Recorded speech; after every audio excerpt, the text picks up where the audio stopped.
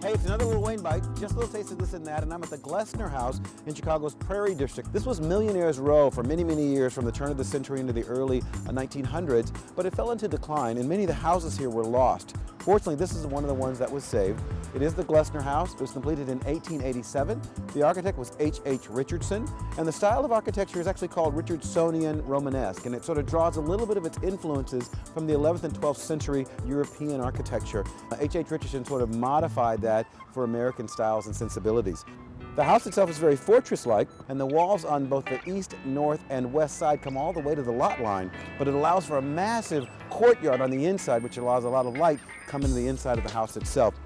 Even though the house is 17,000 square feet, it was built on a very human scale. You'll see the rooms are very comfortably sized. They don't have any high ceilings. You don't have these big, massive, cavernous spaces that you would normally see in a big mansion.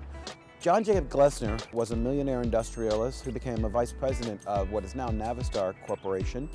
He died in 1936 at the age of 92 and was still working for the company at the time. And his family lived in this house for over 50 years. The house has multiple bedrooms. There's a master bedroom, there are bedrooms for their 2 children, there are 2 guest bedrooms, and there are a number of rooms for the 8 servants that were permanently part of the house during its operation. But this whole area of Millionaire's Row sort of fell into decline. But in 1966, a group of concerned citizens, as well as important architects like Philip Johnson and Harry Weiss, decided to try to save the Glessner House. And they purchased it in 1966 for about $35,000, and then they restored it. Once they announced the house was becoming a museum, the Glessner family actually returned a lot of the items that had simply been in storage, and over 90% of the original items in the house have been restored.